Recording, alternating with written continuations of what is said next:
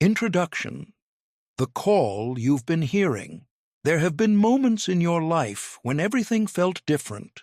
Not wrong, not broken, different. Like a signal cutting through the static of daily routine. A whisper rising from somewhere beneath your logic, beneath your habits, beneath everything you were taught to believe about who you are and what this world is made of. You were standing in line at a coffee shop in New York, or watching headlights move across your ceiling at 2 a.m. in Dallas, or sitting on a porch in Portland listening to rain, and something inside you stirred.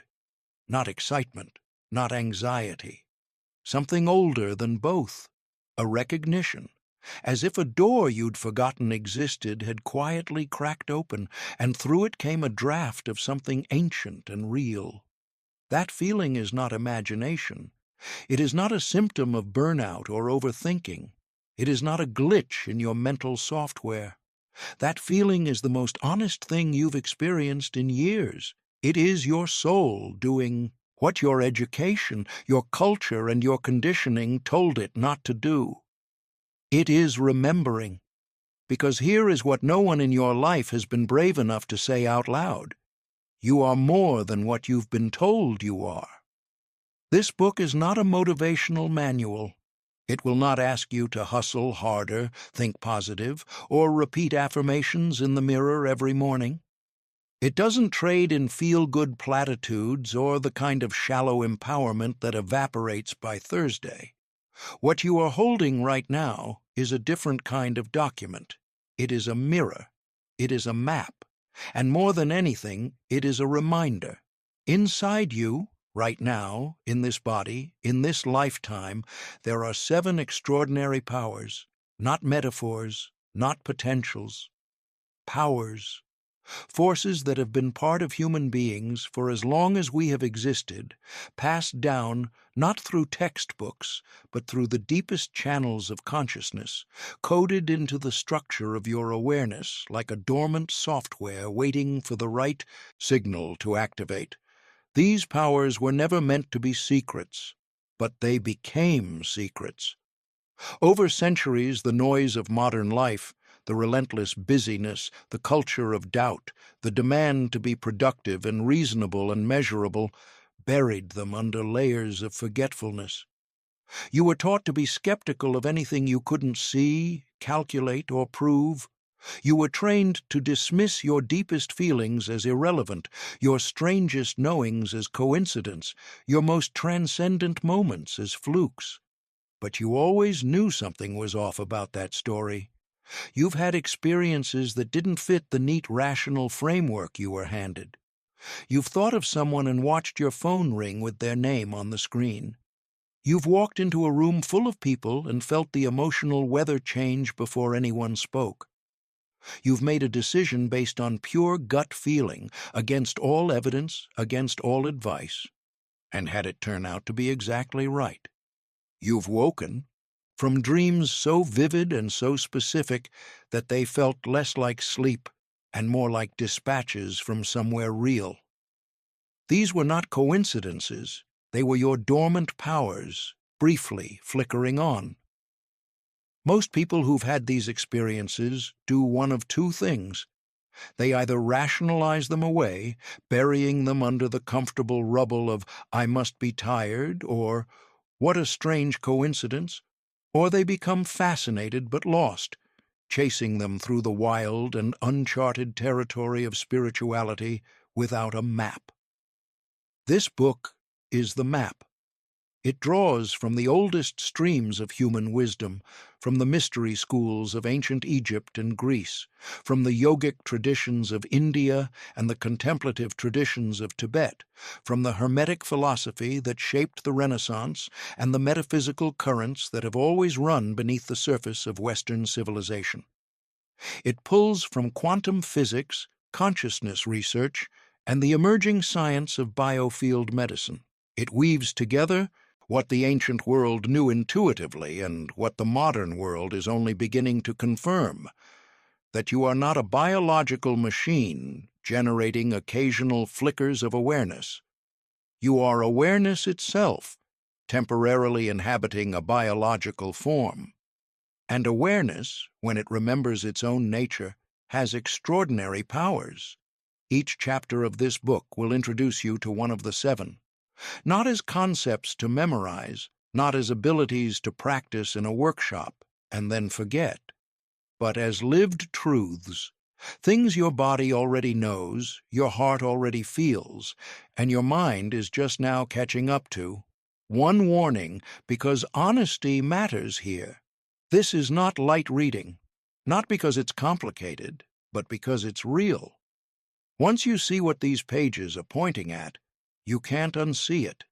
Once you feel the truth of what you actually are, the old stories about your limitations will start to feel thin and unconvincing. Some of what you believe about yourself will have to be let go. That might be uncomfortable. It might feel like loss. But what you'll discover is that what falls away was never really you to begin with. It was armor. It was noise. It was the accumulation of other people's doubts and fears living in your chest as if they were your own. Beneath all of that, beneath the performance, the self-consciousness, the endless inner monologue, you are already whole, already capable, already extraordinary. You are just remembering. Take a breath. Let your shoulders drop. Let the part of you that needs to understand everything take a small step back and allow the part of you that already knows to come forward. Because what begins now is not a lesson. It is a homecoming. Power 1. Telepathy. The language your soul already speaks. There is a kind of communication that happens before words are chosen, before voices are raised, before fingers touch a keyboard or a phone. You've experienced it. Someone walks into a room, says nothing, and the entire emotional temperature shifts.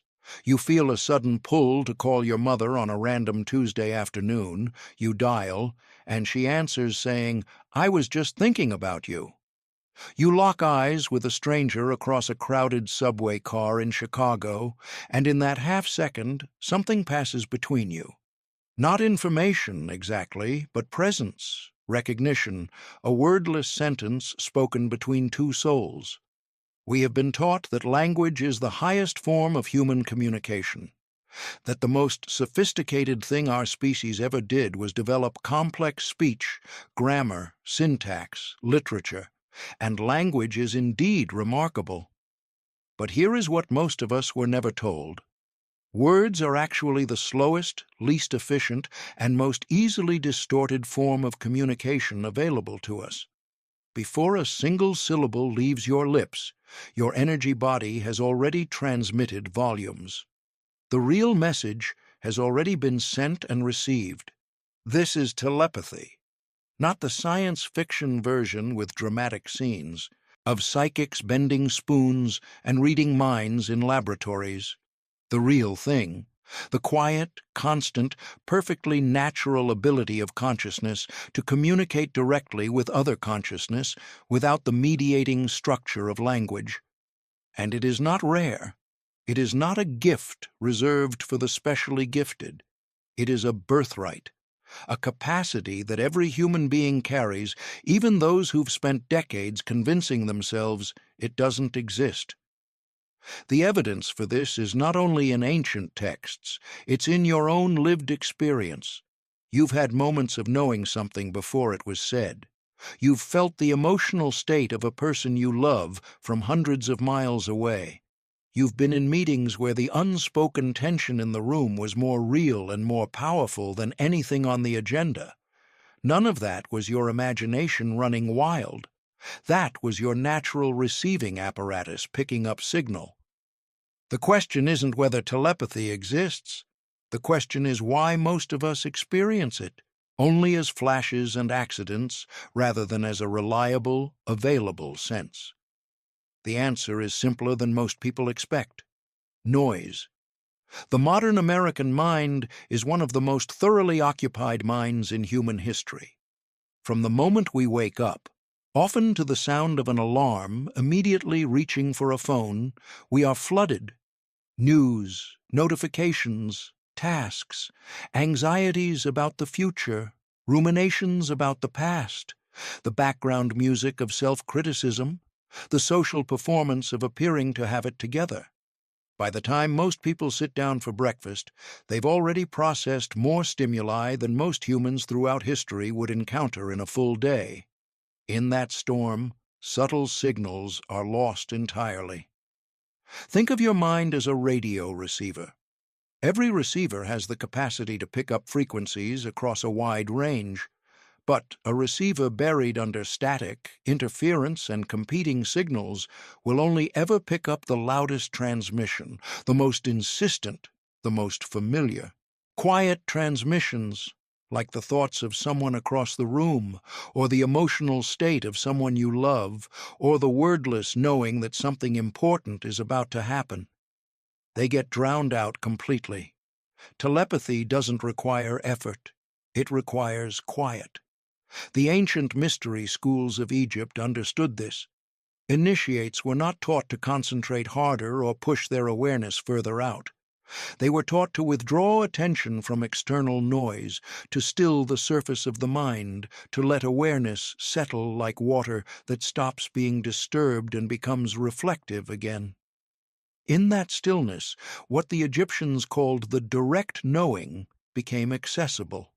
Not supernatural, not mystical in the sense of strange, simply natural. The way a tuning fork becomes useful only when it stops vibrating from its last note. In the metaphysical system of theosophy, which drew from the oldest known spiritual traditions across India, Egypt, and Greece, human beings were described as existing within and emanating an etheric field, a subtle energy matrix that interpenetrates and surrounds the physical body. Within this field, thoughts and emotional states are not merely private events. They are energetic realities that radiate outward, influence others, and are in turn influenced by the fields of those around us. This is not poetry. It is an ancient description of what modern researchers in biofield science and quantum biology are now beginning to measure and document. You are not separate from the people in your life. You are in constant invisible dialogue with them. Their fears brush against yours. Their joy uplifts you. Their unspoken needs land in your chest as a kind of magnetic pull. You have felt all of this. You simply may not have had language for it or permission to trust it. Here is what telepathic sensitivity feels like when it begins to come online. You start to notice that you always know when your partner is upset before they say anything, and you start trusting that knowing instead of talking yourself out of it. You begin to sense when a conversation is about to shift direction, and you find yourself prepared in ways that feel almost uncanny. You meet someone new, and before a single word about them is spoken by anyone else, you have a clear, quiet impression of who they are that turns out to be accurate. A song you were just thinking about comes on the radio. An email arrives from someone you were planning to contact that day. These are not coincidences accumulating. They are a faculty coming back online. The first step in reactivating this faculty is not technique, it is relationship. Specifically, a new relationship with silence. Most people in America are afraid of silence. Not consciously afraid, they would not say so directly. But there is a pervasive cultural discomfort with quiet. We fill every gap. We sleep with the television on.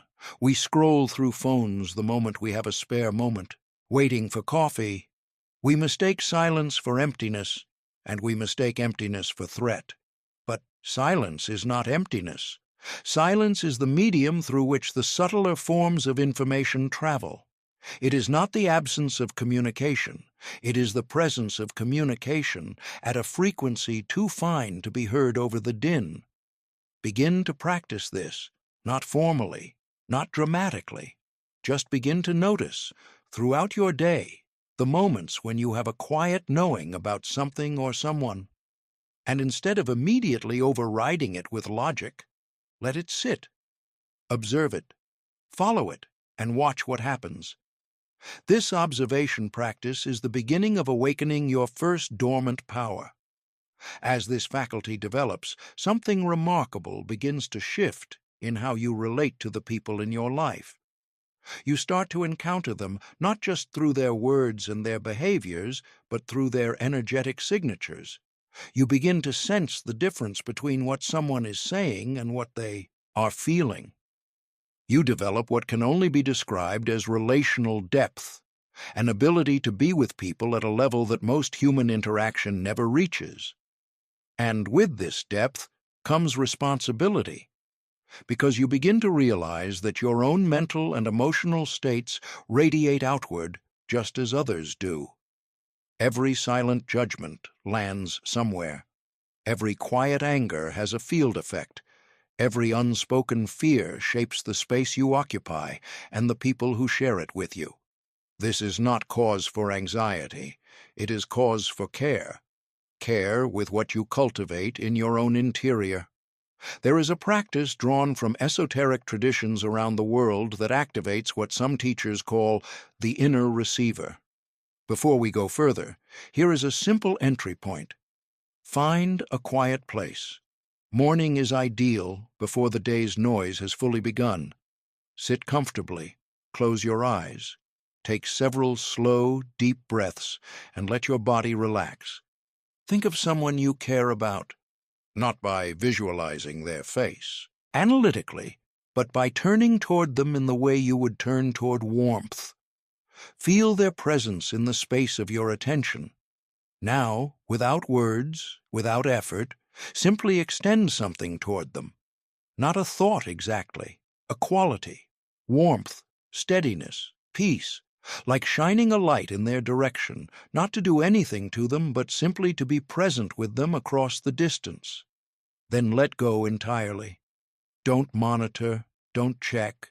Go about your day and simply observe what unfolds. You may find that person contacts you. You may find that when you next see them, something between you feels different, softer, more connected.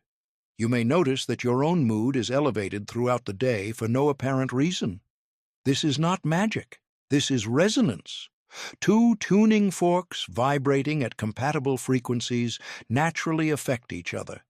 You have just practiced, in its simplest form, the oldest form of communication human beings possess.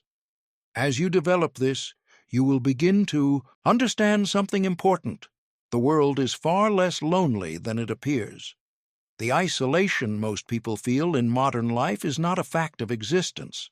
It is a consequence of sensory restriction, of having tuned out all channels of communication except the most literal and most surface level. Reopening those channels doesn't just change your experience of relationship. It changes your understanding of what human beings actually are. We are not islands of individual consciousness bumping into each other accidentally. We are nodes in a vast, responsive web of awareness, and when enough of those nodes wake up and begin to communicate as they were designed to, the whole network transforms. The first power is now stirring. Let it. Power 2, the inner vision. Seeing what your eyes cannot show you. Close your eyes. Now try to see. That's not a contradiction. It is, in fact, an instruction that opens the second dormant power, what ancient traditions called the faculty of inner vision or clairvoyance, and what modern psychology sometimes describes as intuitive perception. The ability to perceive reality not through the photoreceptors of the physical eye, but through a deeper organ of awareness that has no physical location, but corresponds, in many traditions, to the mysterious pineal gland at the center of the brain. For most of your life, you've been trained to believe that seeing means using your eyes. Vision has been defined entirely in physical terms. Light enters the cornea, is processed by the retina, signals travel to the visual cortex, an image is constructed. That's the mechanical account. It's accurate as far as it goes, but it doesn't account for a range of experiences that millions of people have had and continue to have. experiences that any honest inquiry must take seriously. You've had these experiences.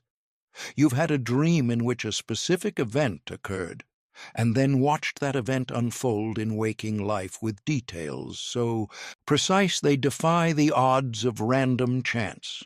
You've had a sudden mental image of something happening somewhere you weren't physically present, and found out later it was happening exactly as you saw it. You've looked at a person, and before anything was said, before any behavioral cues were processed, something in you registered the truth of their emotional state with a clarity and accuracy that went beyond ordinary perception. These were not accidents of an overactive imagination. These were the inner eye doing what it was designed to do, perceiving the energetic reality beneath the physical surface. Every major spiritual tradition on the planet has acknowledged this capacity. In the Hindu yogic system, it is associated with the Ajna chakra, the sixth energy center located between the eyebrows, sometimes called the third eye. In ancient Egyptian sacred art and temple architecture, it appears repeatedly as the Eye of Horus, the symbol of divine seeing, of perception that transcends the ordinary. In the Jewish mystical tradition of Kabbalah, the highest forms of spiritual perception are described as a kind of illumination that bypasses the normal senses. In Christian mysticism, figures from Hildegard of Bingen to Meister Eckhart wrote of a faculty of inner sight that allowed the perception of realities invisible to the physical eye. What modern science is now beginning to understand is that the pineal gland, a tiny pine cone-shaped structure deep within the brain, contains photoreceptors identical to those found in the retina. It is, in a very literal sense, an internal light-sensitive organ. Ancient traditions that associated it with a third eye were not speaking metaphorically. They were pointing at something structurally real in human biology. The question is not whether the capacity for inner vision exists. The question is why it lies dormant in most adults. The answer, again, involves what we have been trained to dismiss. When you were a child, you almost certainly had experiences that adults around you described as imagination. You sensed things that couldn't be explained. You knew things you hadn't been told. You saw presences or felt energies that the adults in your life either couldn't perceive or pretended not to.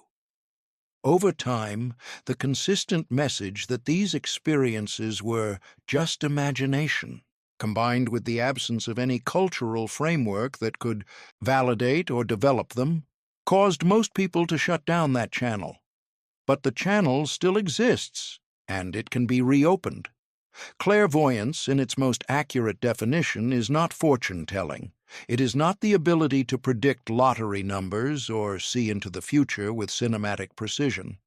It is an expanded mode of perception, the ability to receive information about the nature, state, and direction of reality through channels other than the five physical senses.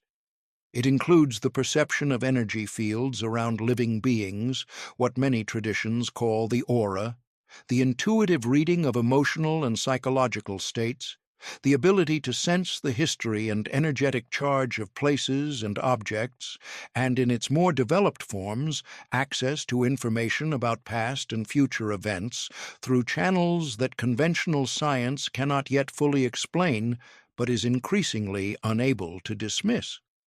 A famous historical case that illustrates the real nature of this capacity involves Friedrich Kruse, the 19th-century German physician who documented the case of Friederike Haufe, a farmer's daughter from Württemberg, who became known as the Seeress of Prevorst.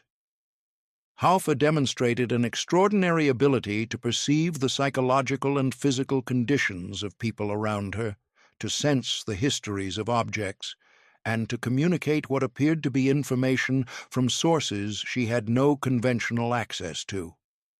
Cruz, himself a rationalist, was so thorough and honest in his documentation that he produced one of the most compelling historical records of extended human perception in Western scientific literature. What made Hoff remarkable was not that she possessed something others lack. What made her remarkable was that the circumstances of her life had prevented the normal cultural shutdown of these faculties. She had never been properly trained to dismiss what she perceived. You have been trained to dismiss it, but training is not destiny. The inner eye awakens through a very specific process, not concentration, not straining to see something that isn't there. It awakens through what might be called luminous receptivity, a quality of attention that is alert but unhurried, open but not grasping, present but not effortful. Here is an entry practice drawn from contemplative traditions. Find a quiet space in the evening when the day's activity has wound down. Dim the lights. Sit comfortably and close your eyes. Take several slow breaths, letting each exhale release some of the mental residue of the day. Now, bring your attention to the center of your forehead, not straining toward it, but resting there, the way you might rest your gaze on a candle flame without staring. Imagine, or feel, that there is a soft light in that location. Not dramatic, not blinding, gentle, like the first light before sunrise. As you rest your attention there, let a question arise from your chest, not your head. A real question, something you genuinely want to understand. Not a test, not what will happen tomorrow, but a question you actually care about. Let the question be spoken inwardly, then release it entirely. Don't look for an answer. Don't construct one. Just wait. What comes may not be words. It may be an image, brief, fragmentary, but somehow meaningful. It may be a feeling, a shift in your body, a sudden clarity about something that has nothing apparent to do with the question you asked. It may be nothing at all for the first several attempts. None of these outcomes is wrong. The inner eye speaks in symbolic language. It communicates in archetypes, in sensations, in impressions that resist verbal reduction.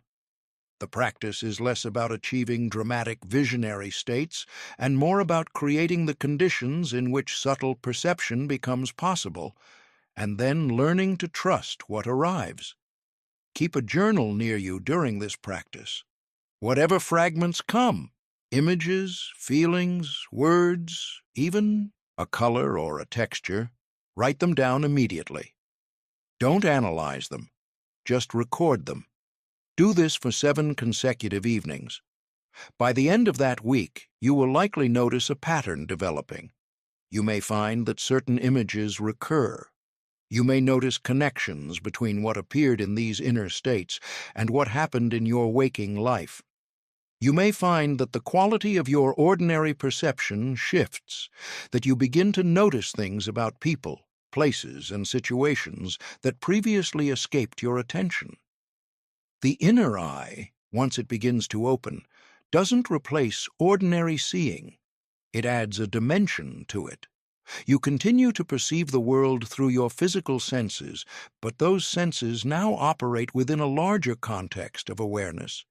The surface-level information, what people say, how situations appear, remains available. But underneath it, you begin to perceive the energy, the quality of attention behind someone's words, the emotional undercurrent beneath a situation's surface presentation, the history that a room or an object carries in its energetic signature. This is not a superpower. It is a return to a more complete form of perception, the kind that human beings possessed before so much cultural conditioning was applied to narrowing their awareness down to what could be measured and monetized. As the inner vision opens, you will begin to see the world differently in a very literal sense. Not hallucinations, not altered states, but a richness of perception, a sense that reality has more layers than you were previously accessing, and that those layers contain information that is both practical and profound. People's true emotional states become more legible. The difference between what someone is saying and what they are actually feeling becomes apparent. Situations that might previously have felt opaque become readable in new ways. Decisions that once seemed impossibly complex become clearer because you are no longer limited to the information available at the surface level. This is not infallibility. The inner eye can be distorted by fear, by wishful thinking, by ego. The development of this faculty is not simply a matter of opening a channel, but of refining the quality of perception. Learning to distinguish between authentic inner knowing and the elaborate constructions of an anxious or wishful mind. That refinement comes through honesty, through the willingness to observe your own biases, through the practice of holding what you perceive lightly as possibility rather than certainty, and testing it against experience over time. But even in its early, unrefined stages, the inner eye offers something invaluable, a way of moving through the world that is less reactive, less easily deceived, and more genuinely responsive to what is actually happening. The second dormant power is beginning to stir, and the world is already starting to look different. Power 3, deep intuition, the knowing. That arrives whole. There is a voice inside you that doesn't argue. It doesn't build a case. It doesn't present evidence. It doesn't explain its reasoning or wait for your approval. It simply speaks, quietly, briefly, with complete certainty, and then falls silent. You either hear it in that moment or you miss it. And if you miss it, it rarely repeats itself. It simply leaves, the way a bird lands and then lifts away when you move too suddenly. This is intuition, not the word, as it is commonly used, as a synonym for a vague hunch, a gut feeling, a female superpower in pop psychology paperbacks. I mean intuition in its deepest, most philosophically precise sense. The direct, non-inferential apprehension of truth. Knowledge that arrives whole without a visible process of derivation from a source that transcends the ordinary operations of the reasoning mind. You have experienced this. You have been standing at a crossroads in your life, a job decision, a relationship, choice, a geographical move, and while your analytical mind was running through pros and cons lists, pinging friends for opinions, lying awake at 3 a.m., rehearsing all possible scenarios, something else in you already knew. Not with excitement, not with fear, with a quiet, settled certainty that had no drama in it at all. And when you finally acted from that knowing, or when you finally stopped ignoring it, it turned out to be right. The tragedy is that most people treat this voice as a curiosity, an occasional lucky guess, a fluke in the machinery, and so they spend their lives in the exhausting enterprise of thinking their way to answers that were available all along through a much more efficient channel. The ancient Egyptians called this faculty Sia, the direct knowing of the divine intellect. In the Indian philosophical tradition, it corresponds to what Patanjali's Yoga Sutras describe as prajna, the direct, non-conceptual cognition that arises in deep meditative states and increasingly pervades waking consciousness as practice matures. In the Platonic tradition, it is anamnesis, the remembering of truths that the soul already contains, but the mind has temporarily forgotten.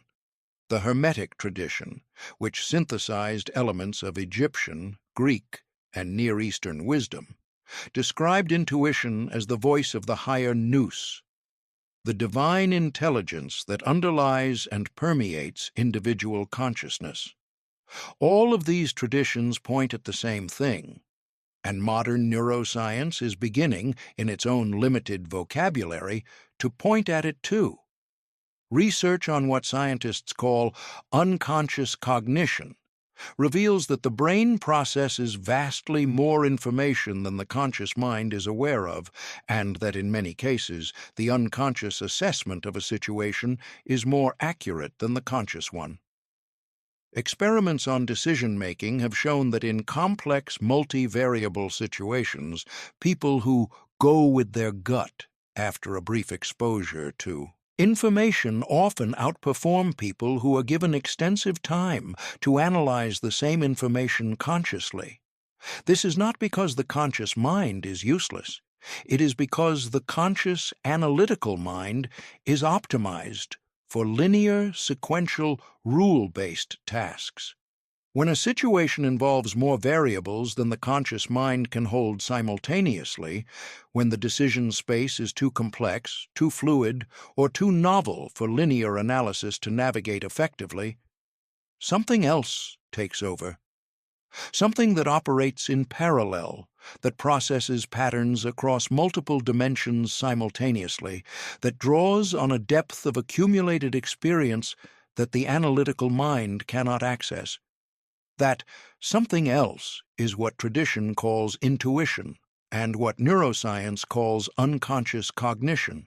And the evidence is clear that it is far more reliable, especially in high-stakes, complex, human-relevant domains, than the rational mind wants to admit. But here's where it gets even more interesting. Because the oldest wisdom traditions didn't describe intuition merely as unconscious cognition. They described it as something that transcends the individual brain entirely, as a faculty of perception that connects the individual mind to a broader field of intelligence. In Jungian psychology, this broader field is the collective unconscious, the shared substrate of human experience, symbol, and knowing that underlies individual consciousness. In the spiritual traditions of India, it is the Akashic field, the universal repository of all experience, all knowledge, all events across time. Whatever its ultimate nature, the practical experience of deep intuition consistently has a specific quality that distinguishes it from everything else. It feels like remembering, not discovering. When a genuine intuitive knowing arrives, people consistently describe it not as receiving new information from outside themselves, but as recognizing something they already knew, as if the answer was always there and the question just created the right conditions for it to surface. This quality of recognition rather than acquisition is the signature of intuition. Learn to recognize it, and you will become much better at distinguishing authentic, intuitive knowing from its frequent imposters, because intuition has counterfeits, and they can be convincing. Fear is the most common counterfeit. Fear often produces strong, insistent signals, vivid imaginings, physical sensations, urgent feelings of certainty that can easily be mistaken for genuine intuitive warnings. The difference is detectable once you know what to look for. Fear contracts. It pulls you toward safety, toward the familiar, toward avoidance.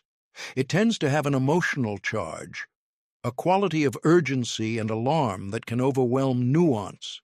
Genuine intuition, even when it is pointing toward something difficult or uncomfortable, has a different quality.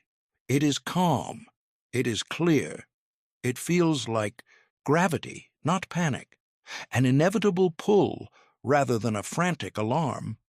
Wishful thinking is the second counterfeit.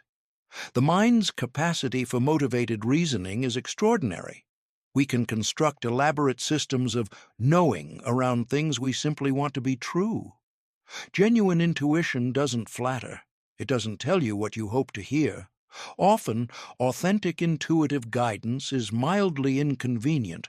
It points toward the path that requires more of you, not less, toward the choice that serves your growth rather than your comfort. Projection is the third counterfeit, perceiving in others or in situations what is actually present in yourself.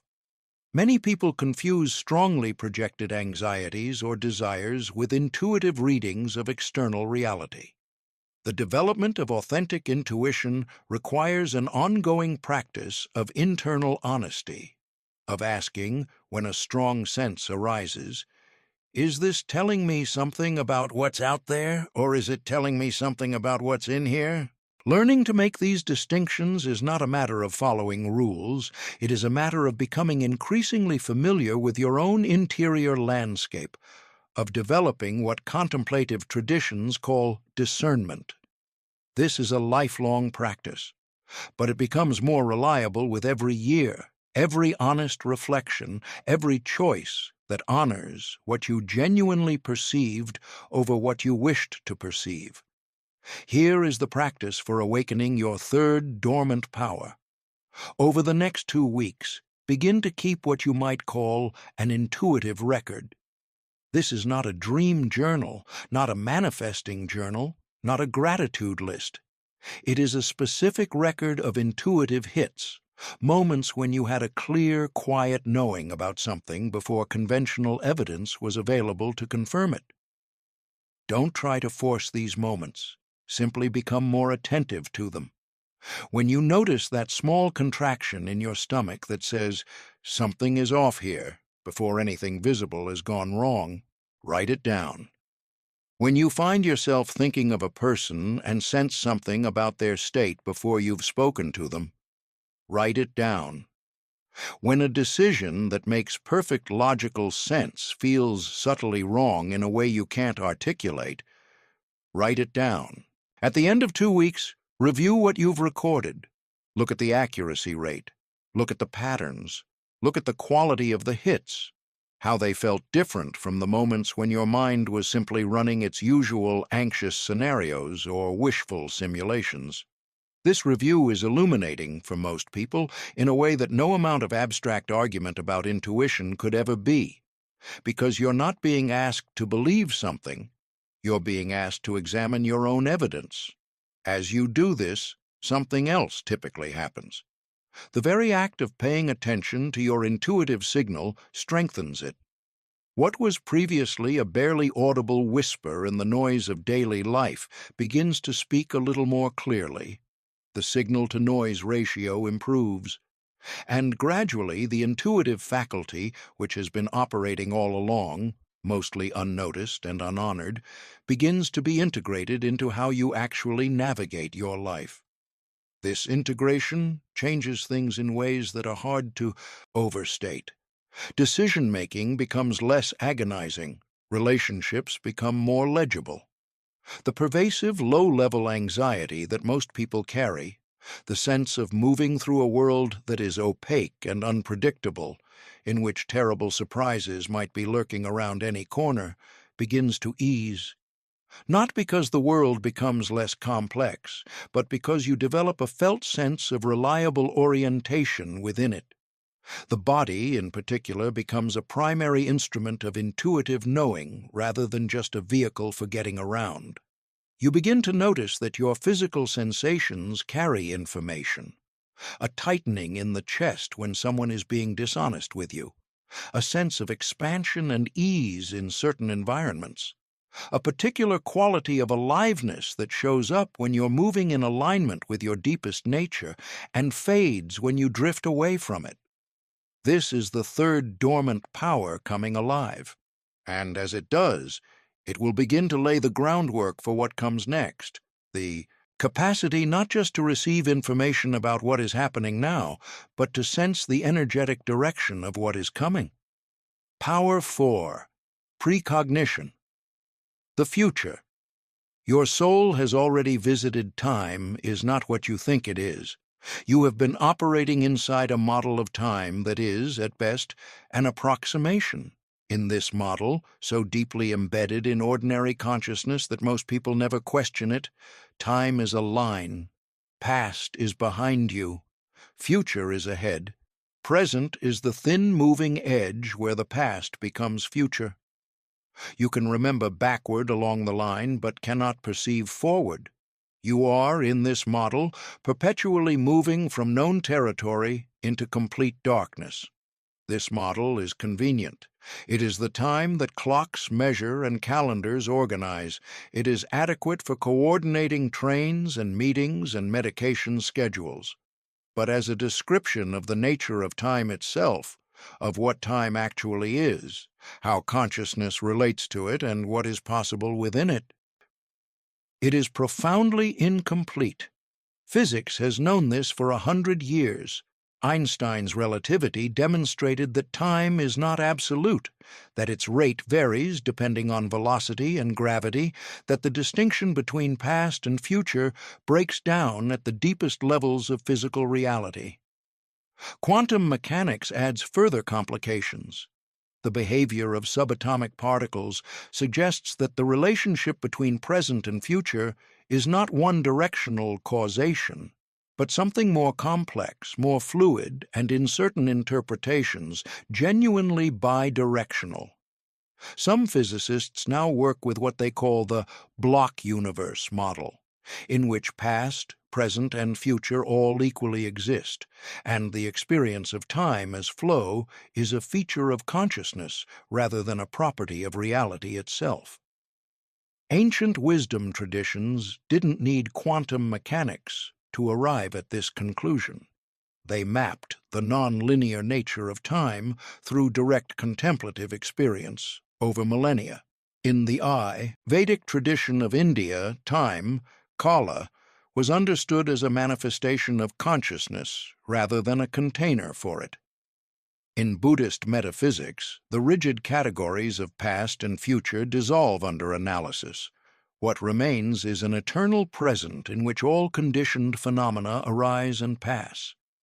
In the shamanic traditions of virtually every indigenous culture on Earth, the ability to perceive across the ordinary boundaries of time was considered one of the primary functions of the trained practitioner. Not a miraculous exception, but a natural consequence of shifting into an expanded state of awareness. All of these traditions, across continents and centuries, describe the same thing: that from a sufficiently expanded perspective, what we call the future is not an empty darkness. It is already present, not in the way the past is present, as fixed and unchangeable, but as a field of probabilities, of energetic tendencies and trajectories, each with its own signature, its own felt quality, its own capacity to be sensed by an awareness that has learned to extend beyond the present moment. Precognition, the perception of information about future events before those events have occurred through any known physical channel, is among the most extensively documented anomalous phenomena in parapsychological research. Hundreds of controlled studies conducted in university laboratories across multiple countries over the past 50 years have produced results that collectively demonstrate a small but statistically significant effect. The evidence, taken in aggregate, is stronger than the evidence base for many phenomena that conventional medicine accepts without question. But you don't need laboratory studies to know that this capacity is real. You have your own evidence. You have had dreams that contained specific information about events that subsequently occurred. Not vague symbolic dreams that could be interpreted to fit anything, specific dreams, with concrete details that played out in waking life with a precision that could not be attributed to chance. You have had sudden, unbidden knowing about something that was happening or about to happen. A phone call coming, a meeting going badly, a trip that should be canceled. You have had a moment of inner stillness in which, without any apparent reason, you simply knew something that you could not yet know. Most people have a small but genuine collection of these experiences. Most people discount them or store them in a mental file labeled "Weird Things I Can't Explain." This book is asking you to take them seriously, not uncritically, not with the credulity that turns every dream into prophecy and every gut feeling into divine instruction, but seriously, as data, as evidence that your awareness is capable of operating in ways that the standard account of human consciousness cannot contain. Here is what is happening in those moments of genuine precognitive knowing. Your consciousness is accessing information that is present in what certain traditions call the causal plane, a level of reality that is more subtle than the physical, where the energetic templates for physical events exist before those events manifest. The analogy to weather is useful. A meteorologist doesn't see tomorrow's storm directly, but reads the patterns of atmospheric energy that will produce it. In a similar way, consciousness extended beyond its normal sensory boundaries can sometimes perceive the energetic patterns that are moving toward manifestation, what we experience as the future. This is not fatalism. This is not a rigid script from which no deviation is possible. The patterns that genuine precognition accesses are probabilities, tendencies, trajectories, not certainties. The future is real as a field of possibility, but it is not fixed as a sequence of determined events. Perceiving a likely future gives you the opportunity to engage with it, to make choices that redirect or refine what is coming rather than merely waiting for it to arrive. This is why precognition was considered a sacred and responsible gift in ancient traditions. The oracle at Delphi was not consulted because Greeks wanted to be passive before fate. She was consulted because the perception of future probability gave communities the information they needed to act wisely in the present. The vision was not the destination, it was the compass. Dreams are the most natural portal to precognitive perception. In sleep, the ego is quieted, the analytical mind goes offline, and the subtle body, the aspect of your being that is not confined to the skull and the nervous system, becomes more mobile, more expansive, and more permeable to information from beyond the present moment. The ancient world regarded dreams with a reverence that modern culture has almost entirely lost. Entire temples in ancient Greece, the Asclepieion, were built specifically as sleeping sanctuaries where the ill came to dream themselves toward healing. Egyptian temples maintained dedicated dream incubation chambers where trained practitioners could sleep their way to revelation. What these cultures understood was that sleep is not simply rest. Sleep is a daily practice of consciousness beyond the body, a rehearsal of the expanded awareness that the dormant powers represent. The practice for awakening precognitive perception begins with dreams. Every night before you sleep, spend 3 minutes in a simple, deliberate state of receptivity. You don't need candles or crystals or elaborate ritual. You need only this. Sit on the edge of your bed, place your hand lightly over your heart, and set an intention. Not a demand, not a test of your powers, simply an opening. Something like, I am open to perceiving whatever my deeper awareness knows about what is coming. I trust my dreaming consciousness to bring me what is useful. Then keep a notebook and a pen on your nightstand. When you wake, even in the middle of the night, even at 5 a.m. before the alarm, write down whatever is present. A fragment of image, a feeling, a word, a color, a person's face. Don't wait. Don't organize. Just capture what's there before the waking mind's noise rushes in to dissolve it. Do this for 3 weeks. Then review what you've written. Look for convergences between dream content and waking events. Look for images or themes that appeared days before a corresponding waking experience. Look for the emotional quality of dreams that turned out to correspond to real situations, not always in literal imagery, but in energetic signature. Sometimes a dream about water stands in for a situation involving emotional overwhelm that arrives a few days later. Sometimes a dream figure represents a quality in a real person you're about to encounter. This review will shift your relationship to your own dreaming life in ways that are, for most people, genuinely surprising. You will begin to realize that your dreaming consciousness is not randomly generating entertainment. It is actively processing information from multiple levels of awareness, and some of that information pertains to what is coming. As this faculty develops in waking life too, you will notice a particular quality of knowing beginning to appear more regularly, a kind of informational weather sense, a felt perception of the general tenor of what is approaching. Not specific predictions with dates and names, necessarily, but a reliable orientation, a sense of the quality of what's coming that allows you to prepare, to lean, to open or close particular doors in your life with a wisdom that goes beyond what conventional analysis could offer. The fourth dormant power is waking. Time is no longer just a river you float in. It becomes a landscape you can navigate. Power. 5. Pranic healing, the medicine your hands already carry. Your hands are not empty. Right now, as you hold this book or touch this page, your hands are emanating something. Not metaphorically, not spiritually in the vague sense that word often gets used. Literally. Your hands carry an electrical field generated by the bioelectric activity of your nervous system and the electromagnetic field of your heart, which is the most powerful field-generating organ in the human body. This field extends beyond the skin. It interacts with the fields of other organisms. It can be measured, weakly, at the frontiers of current instrumentation, but measured.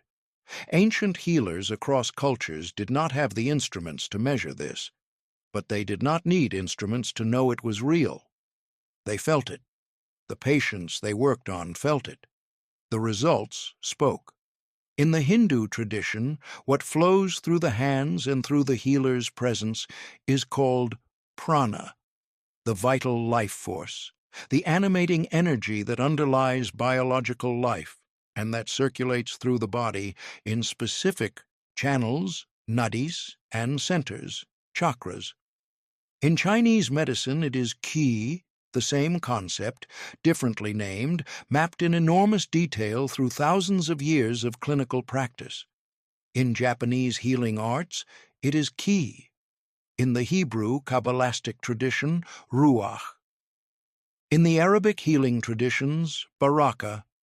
In the shamanic traditions of the indigenous Americas and Africa, it is simply the life force, the energy of the living world that moves through all things and can be channeled through skilled, attentive, properly prepared human beings to restore balance and vitality where it has been lost. Every one of these traditions converges on the same structural claim, that illness, at its deepest level, is a disturbance in the flow and coherence of vital energy. That physical symptoms are often the downstream consequences of energetic disruption that can be perceived and addressed at its own level, before or alongside physical treatment, and that human beings have an innate capacity, when they are sufficiently attuned and properly directed, to serve as conduits for healing energy, to receive it from the larger field and transmit it into areas of disruption and depletion. Modern Western medicine dismisses most of this. The mechanisms are not understood in biochemical terms, and what cannot be explained in biochemical terms is, within conventional medicine, presumed not to exist. But the dismissal is becoming increasingly difficult to sustain.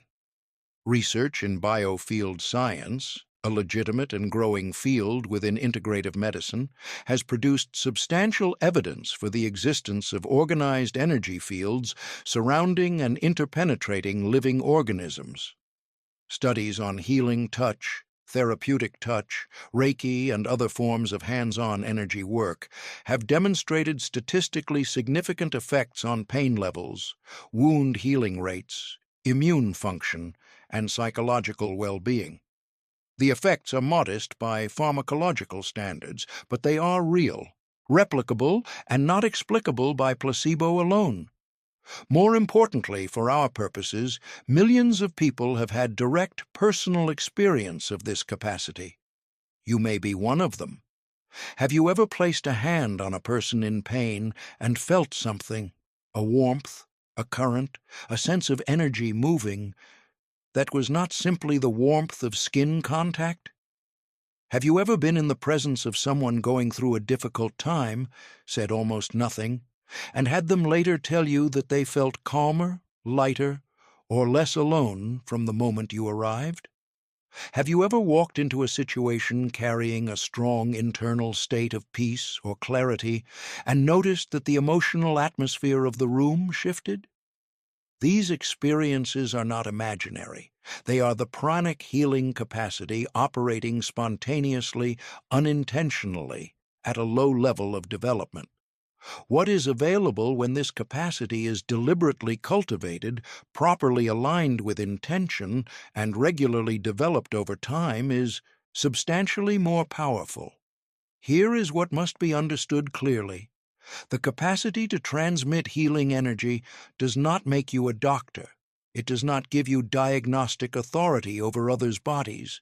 It does not replace conventional medicine for serious conditions, and it does not originate in you. This last point is the most important and the most commonly misunderstood. The healer is not the source. The healer is the channel. This is not false modesty. It is an accurate description of the actual phenomenology of skilled healing practice across all traditions. The most experienced energy healers consistently describe the same thing.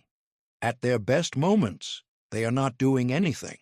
They are not effortfully generating or projecting energy. They are getting themselves, their ego, their agenda, their performance anxiety, their need to see results, out of the way and allowing something to move through them. The healers who understand this most deeply are also, consistently, the most effective. Because the moment the ego enters the healing relationship, the moment it becomes about the healer's power, the healer's reputation, the healer's need to be remarkable, the channel narrows or closes. The energy cannot flow through a blocked conduit, and what blocks the conduit is not ignorance or lack of practice. It is identification with the self as source rather than the self as channel. This is a profound teaching that applies far beyond healing practice. It is one of the central paradoxes of all genuine power. The more fiercely you grasp it as yours, the less of it flows. The more completely you release your claim on it, the more freely it moves through you. The healer who says, "I am healing you," is less effective than the healer who says, and truly means, "I am present with you. Something is moving through this presence that I don't own. I am simply here." Here is the practice for beginning to access your fifth dormant power. Sit quietly in a comfortable position. Place your hands palms up on your thighs. Close your eyes. Take several slow, deep breaths, letting each exhalation carry away some of the accumulated tension of the day. Now, rather than imagining anything complex or dramatic, simply direct your attention to your hands. Feel them. Notice the warmth in them. Notice whether there is a sense of subtle current or tingling in the palms. This is present in most people who have done even a small amount of this kind of practice, and in many people who haven't. After a minute or two of simply noticing, set an intention. Not a request for a specific outcome. Simply, I am open to receiving and transmitting healing energy for the highest good. Then sit quietly, maintaining awareness in your hands, and let whatever wants to happen, happen. You may feel warmth increasing. You may feel a sense of expansion in the palms. You may feel nothing unusual at all. Whatever you experience, stay with it for 5 to 10 minutes. Then, if you feel moved too, place your hands on your own chest, abdomen, or anywhere in your body that feels like it needs attention. Not to fix anything, simply to be present there with warm, attentive, open hands. This simple practice, done regularly, even for just 10 minutes a day, begins to develop the energetic sensitivity and intentional alignment that are the foundation of healing capacity. Over weeks and months, You will likely find that the sensations in your hands become more pronounced and more informative. You will begin to notice variations in the felt texture of the field around other people's bodies. You will develop what some practitioners call healing hands, not a magical property, but an increasingly refined capacity for energetic perception and transmission.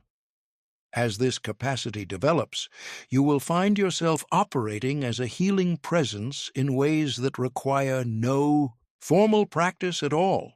Your simple, sincere, quiet attention, when it is free of agenda and genuinely focused on the well-being of the person before you, will carry a quality that most people can perceive even if they cannot name it. Doctors report this. Therapists report this. Great teachers report this. Anyone who has been in the presence of someone who is genuinely present, not performing presence, but truly there, without the fractured, partially absent quality of most human attention, knows what it feels like. It feels like being seen. It feels like being held. It feels, sometimes, like a hand extended in the dark. That is the fifth dormant power.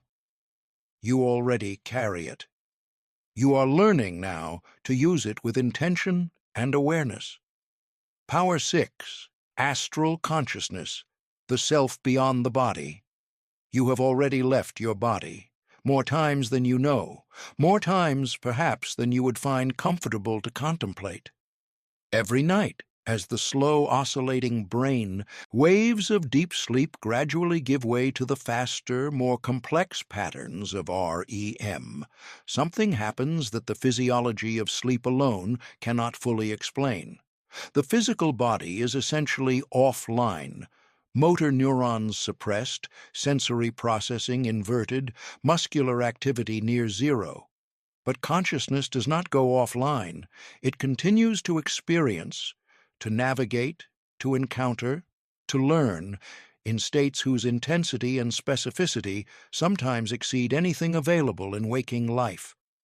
Some of those experiences are familiar dream states, the ordinary processing of daily experience, the symbolic play of the unconscious, the emotional rehearsal of ongoing relational narratives.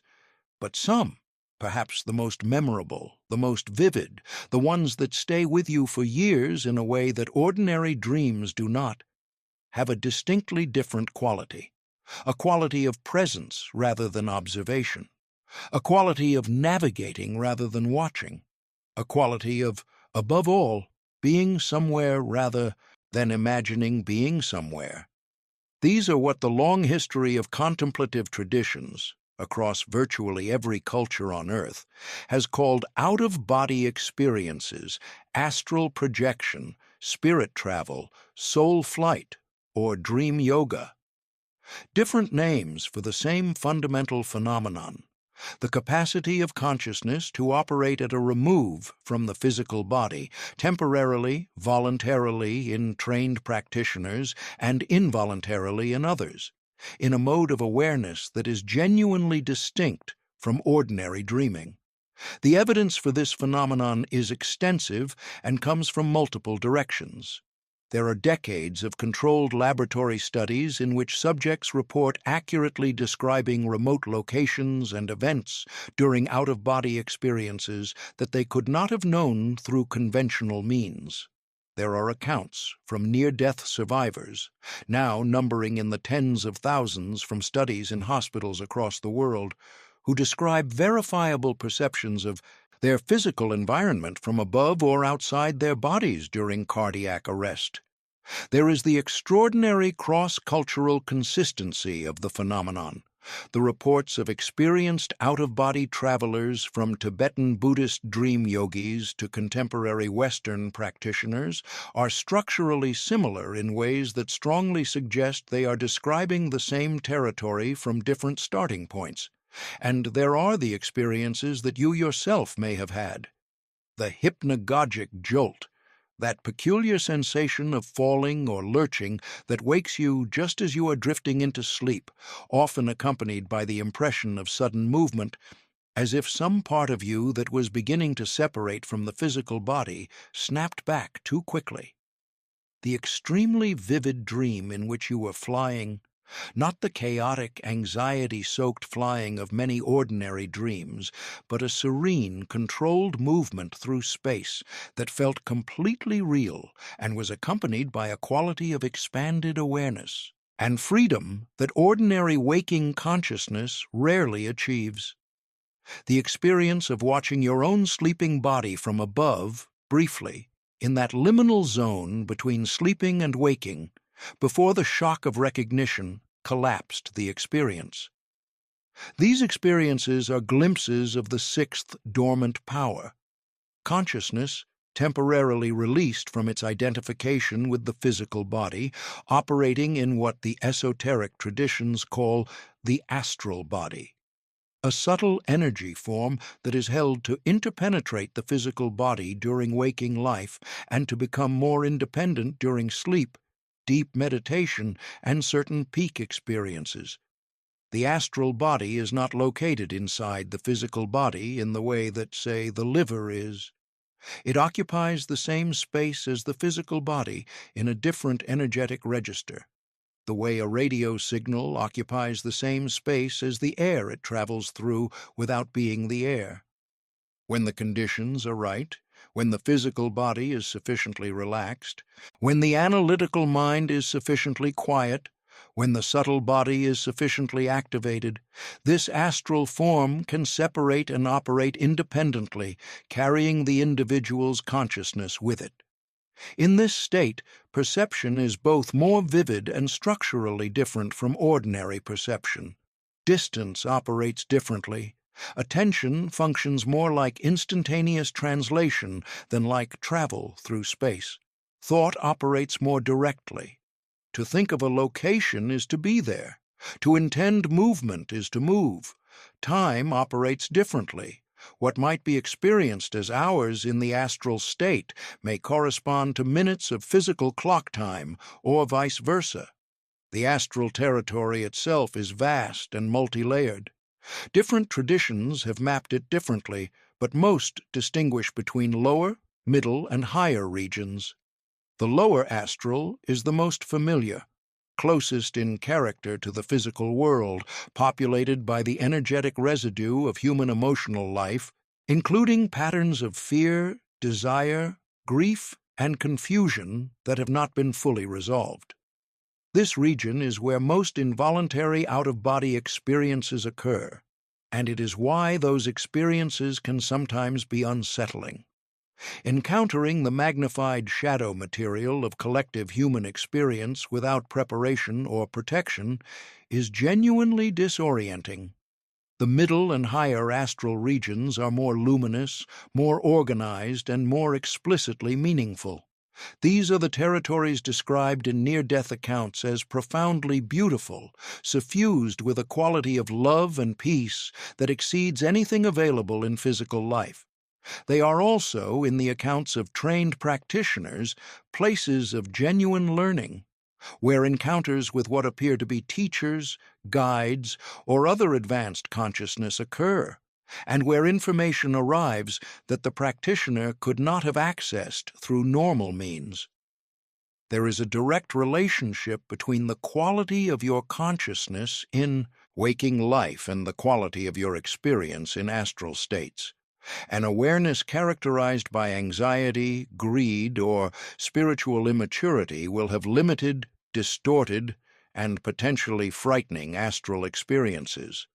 An awareness that has been cultivated toward clarity, compassion, and genuine motivation to learn will navigate these states very differently, encountering more of their light and less of their shadow.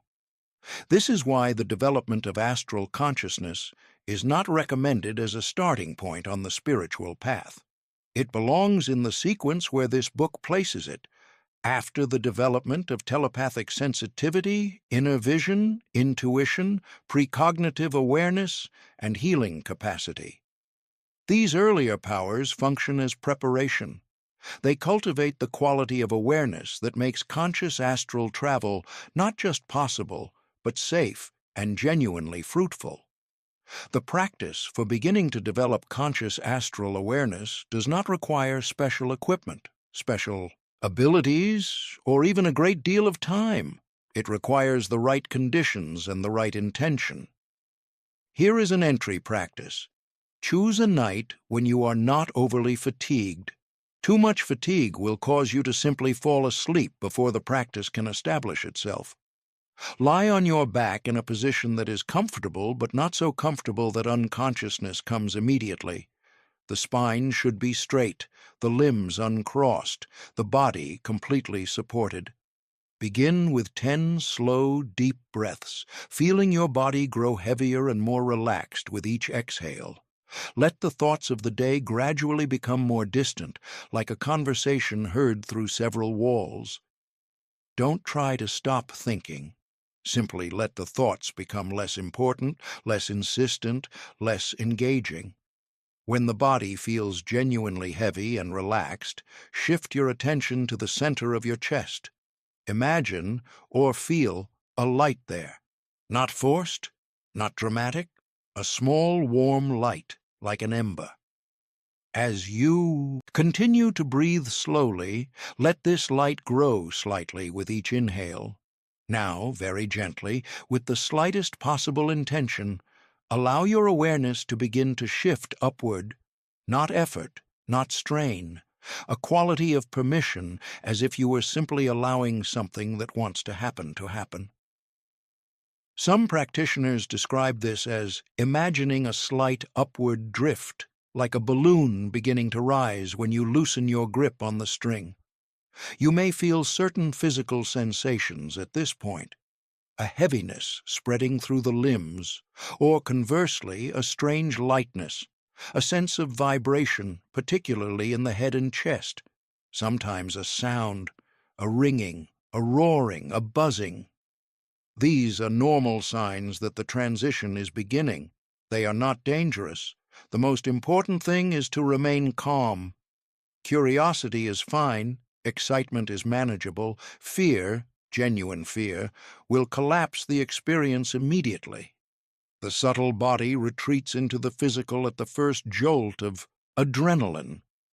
If you reach the vibratory state and feel those sensations, simply let them be. Don't analyze them. Don't react to them. Simply maintain your calm awareness and the soft upward intention. Some people on their first attempts will complete a full transition, finding themselves observing their physical body from above, aware that they have separated from it, with the physical body clearly visible below them. Others will hover at the threshold for weeks of practice before the transition completes. Most will have some intermediate experience, a vivid hypnagogic image, an unusually lucid dream, a sense of having moved somewhere and then returned. That is clearly related to the practice, even if it doesn't match the classical out-of-body description precisely. All of these are valid. All of these represent the sixth dormant power beginning to stir. The importance of this power is not primarily practical. It is not most useful for gathering information or developing special abilities, though both of those can occur. Its most profound effect is on your relationship to death, to the body, and to the question of what you actually are. Once you have had even one clear experience of consciousness operating at a genuine remove from the physical body, the assumption that consciousness is produced by the brain and dies with it becomes very difficult to maintain. Not impossible, the philosophical arguments are still available, but experientially untenable. You have felt yourself be something that was not confined by the body. You know, with the certainty of direct experience, rather than the uncertainty of argument, that you are not merely a biological process. You are something that inhabits the biological process, uses it, and in certain states, steps partially outside of it. This knowing changes everything. The existential anxiety that underlies so much of modern American life. The unspoken, rarely articulated terror of oblivion that makes us fill our lives with noise and purchase and achievement to avoid the silence in which the question might arise. begins to lift, not because you have solved the philosophical problem, but because you have lived past its premises. The body is the vehicle. You are the traveler, and the traveler's journey extends beyond what the vehicle's lifespan would suggest. Power 7. Multidimensional awareness, the lives your soul is living now. This is where the map of human possibility reaches its most expansive territory. You have been assuming, with the quiet certainty of everything you were taught, that you are one person, one continuous stream of experience, moving in one direction through one life, embedded in one body, carrying one identity. This is the story. It is a useful story for getting through a Tuesday, but it is not the whole truth. The complete truth, which the oldest wisdom traditions have always known and which modern physics is now, in its halting and reluctant way, beginning to confirm, is that consciousness does not exist in a single thread.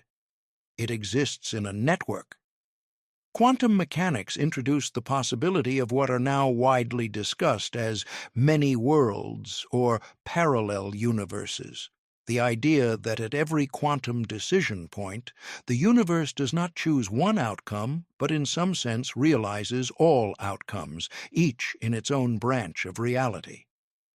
The mathematics of quantum mechanics appears to require something like this. What it means for the nature of consciousness, identity, and personal experience is still being worked out, but the implications are radical. The contemplative traditions arrived at comparable conclusions through a different method, direct exploration of consciousness in its deepest states. From the standpoint of deep meditative experience, what appears to be a single, bounded individual self turns out to be something considerably more complex. The individual is more like a nexus or a node in a multidimensional network of awareness, an intersection point through which information, energy, and experience from multiple levels of reality are passing simultaneously. The practical experience of this is available to many people in experiences of past life memory. These are far more common than the culture typically acknowledges. Psychiatrist Brian Weiss, in his now classic documentation of past life regression work, described hundreds of cases in which patients under hypnosis accessed memories of previous lives with specific historical details that were subsequently verified, in many cases, through historical research. Weiss himself began as a skeptic. The evidence his clinical work generated changed his position, though not his scientific rigor. Past life memories represent the soul's access to one dimension of its multidimensional existence, its previous incarnations in physical form. But the traditions that map this territory in greatest detail, particularly the Tibetan, Buddhist school of thought known as Dzogchen, and certain Vedantic schools in India, describe something even more expansive. The soul, in this view, does not only have a history, it has a topology. Its existence extends not just backward in time, through previous lives, but laterally across parallel experiences in other streams of simultaneous reality. What are called parallel selves in modern metaphysical discourse, and what some traditions describe as the multiple projections of the higher self, are versions of your consciousness that, at various decision points in your soul's journey, took different paths.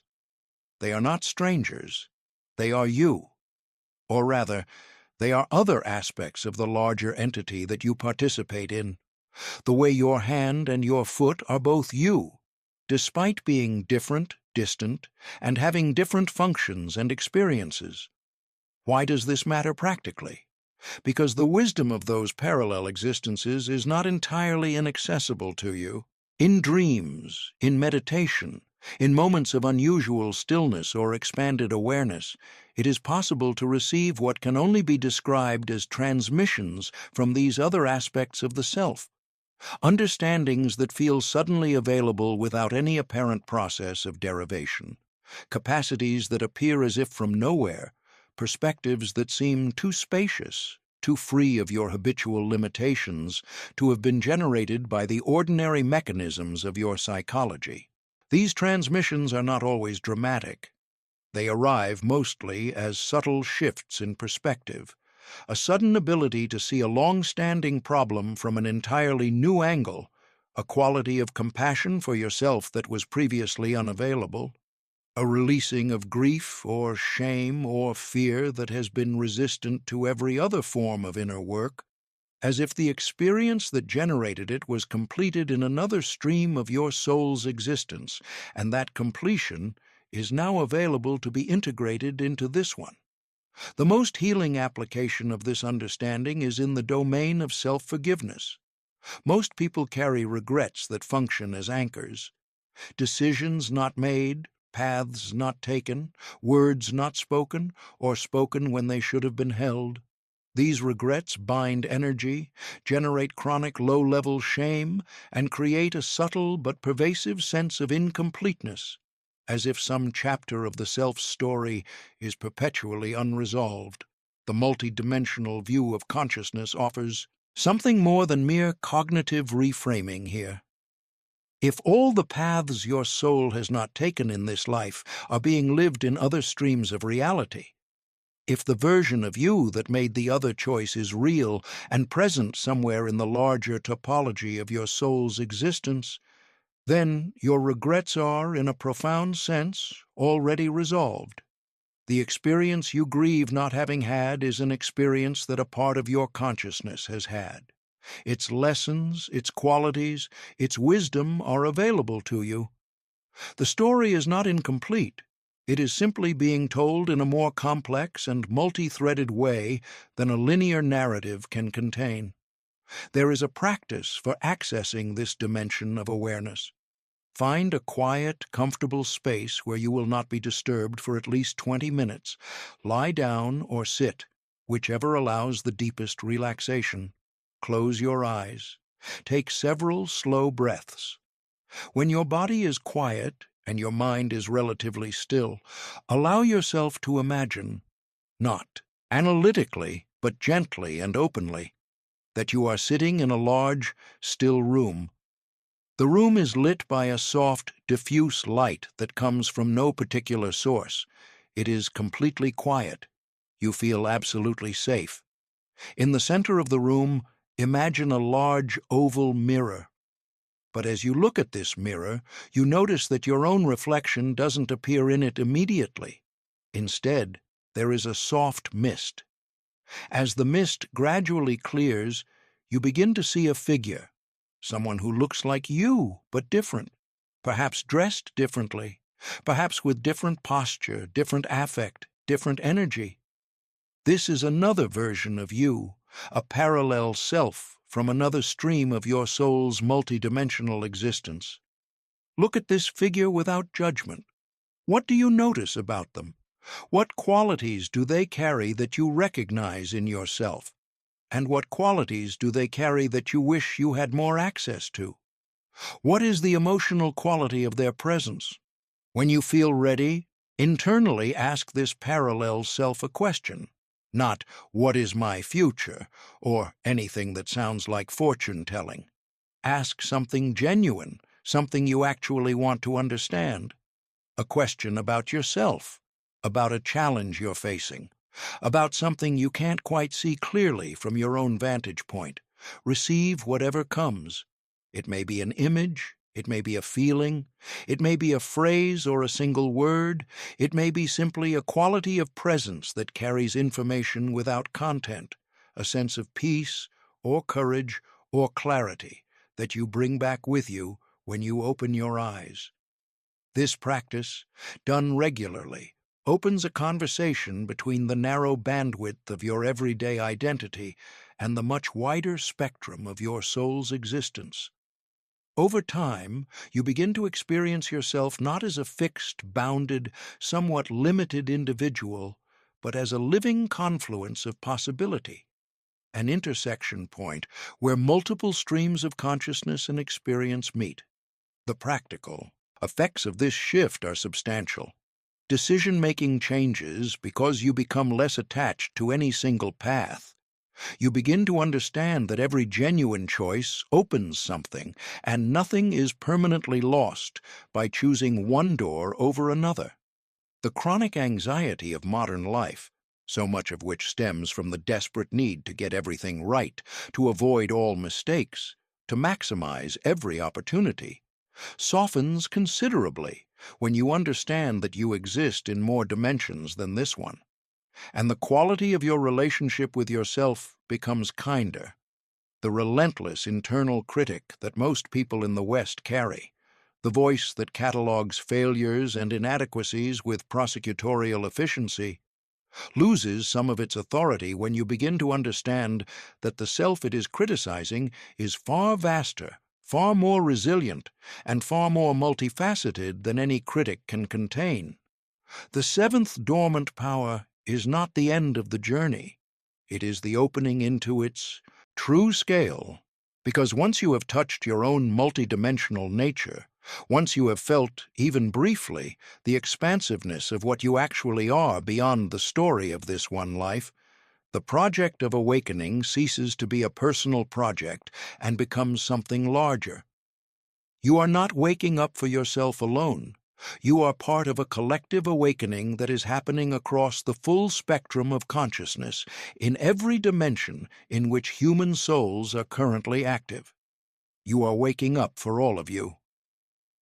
The integration, becoming what you've remembered. There is no finish line. This is the first thing that needs to be said clearly in these final pages before the book closes and you are returned to the world with everything that has been stirred in you. The 7 dormant powers are not levels in a game to be unlocked and mastered in sequence, after which you receive some definitive spiritual certification and move on with your enhanced life. They are dimensions of your fundamental nature, aspects of what you actually are that have been temporarily forgotten and that remember themselves gradually, in layers, throughout the whole course of your existence. Each remembering deepens the ones before it. Each deepening opens new territory. There is no completed state of fully awakened toward which you are pointed.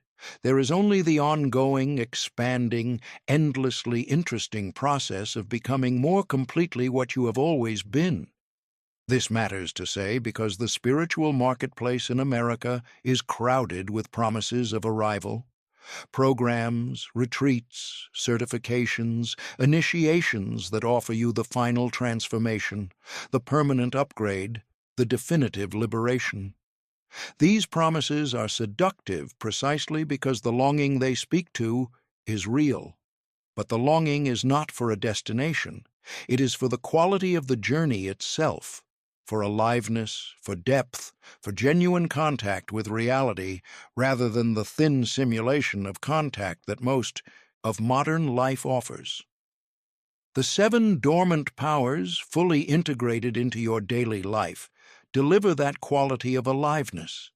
Not as a permanent state, there will still be difficult days, confused days, days when everything you've understood seems impossibly distant. But as an increasingly reliable access point to a mode of being that is qualitatively richer, more resonant, and more genuinely responsive to what is actually happening than the baseline consciousness most people occupy most of the time. Let's be specific about what integration actually looks like. Integrating telepathic sensitivity means that you move through your relationships with a degree of perceptual richness and empathic accuracy that changes every interaction. You are no longer limited to the surface level of what people say. You have access to the deeper level of what they feel, intend, and need. This makes you a more genuinely useful friend, partner, parent, colleague. It also makes you more honest, because you can no longer easily pretend to believe things you perceive not to be true, or participate in the performance of relationships that are energetically hollow.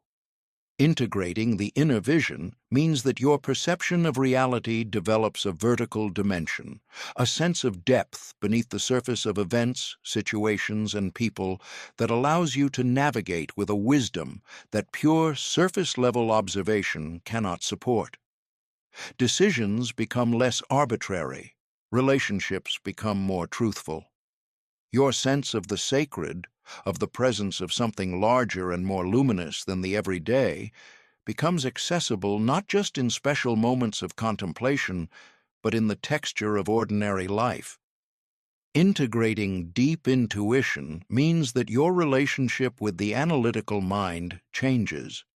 The thinking mind remains valuable for planning, for communication, for problem-solving in domains where linear analysis is genuinely appropriate, but it ceases to be the only instrument you trust. You develop a dual consciousness, the capacity to think clearly and to perceive intuitively, and the wisdom to know which faculty is called for in which situation. Integrating precognitive awareness means that your relationship with time changes.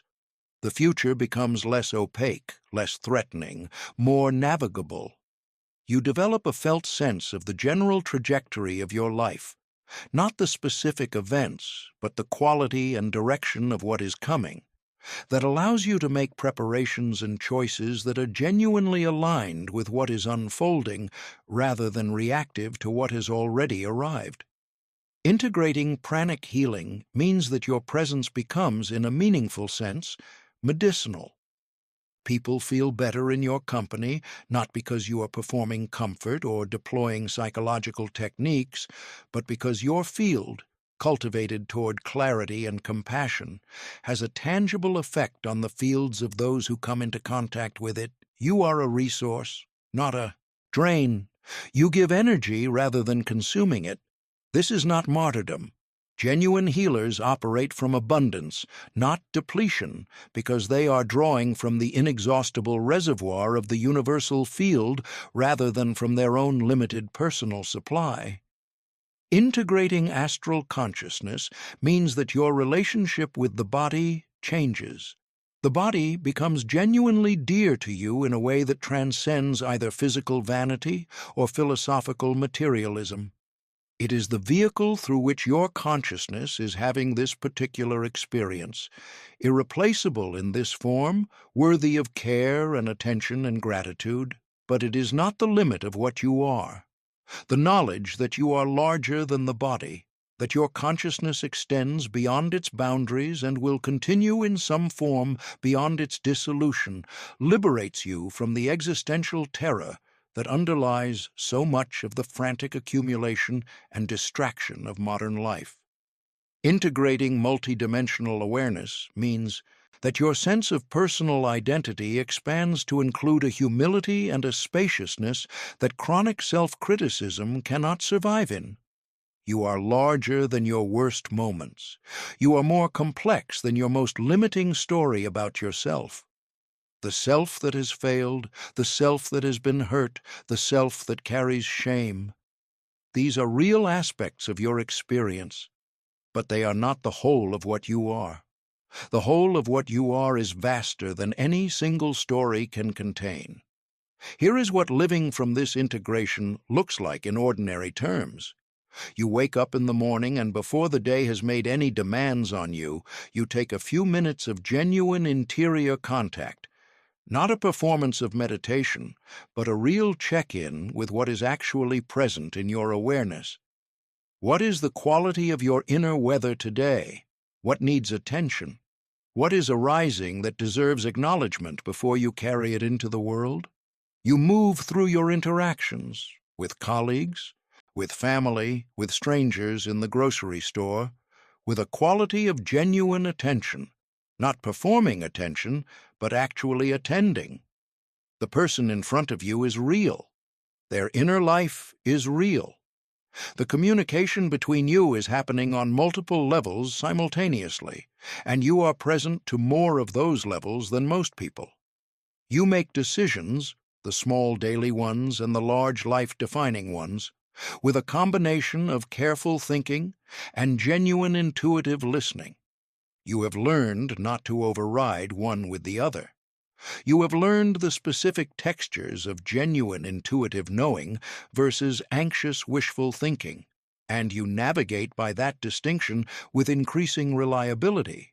You encounter difficulty, loss, disappointment, conflict, confusion, with a groundedness that doesn't require everything to be fine.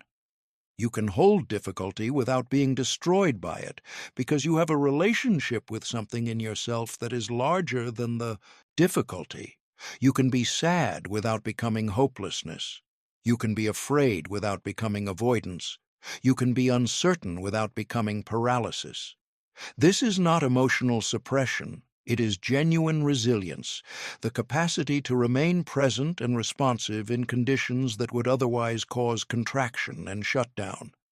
You serve not because you are obligated, not because you are performing virtue, but because the natural consequence of awakened consciousness is a genuine desire for the well-being of others. The fundamental separation between my well-being and your well-being has become less convincing. You have felt, in your own experience, the reality of connection, of the shared field in which all consciousness participates. From inside that felt reality, service is not sacrifice. It is simply the expression of what you are. This is the life that the 7 dormant powers make possible. Not a life without difficulty, not a life without doubt, but a life that is genuinely, deeply, expansively alive. A life in which you are not watching yourself from behind glass, not performing a version of yourself for an audience, not waiting for some future moment when things will finally make sense and you will finally feel real. A life in which you are here, fully, participating in the extraordinary improbability of your own existence with the whole of what you actually are. You were not born to be a smaller version of yourself. You were not born to fit inside the stories that convenience and fear constructed to contain you. You were born with 7 extraordinary dormant powers encoded in the very fabric of your consciousness, powers that have been waiting with an immense and patient faithfulness for the moment when you would finally be ready to remember them. That moment is this one. There is nothing more to wait for. There is no more preparation to be done. There is no authority outside yourself whose permission you require. The 7 dormant powers are yours, not because you earned them, not because you are specially selected, not because your spiritual credentials are in order. They are yours because you are human, and this is what being human actually means. Beneath the noise, beneath the conditioning, beneath everything that was placed on top of it by a culture that profits from your forgetting. You are more powerful than you have been told. You are more perceptive than you have been encouraged to believe. You are more connected, more capable, more fundamentally whole than any story of limitation can accurately describe. You always knew this, somewhere. In some part of your experience that no amount of cultural noise was entirely able to quiet, you always knew this book did not teach you anything. It helped you remember, and the remembering was yours all along. Welcome back.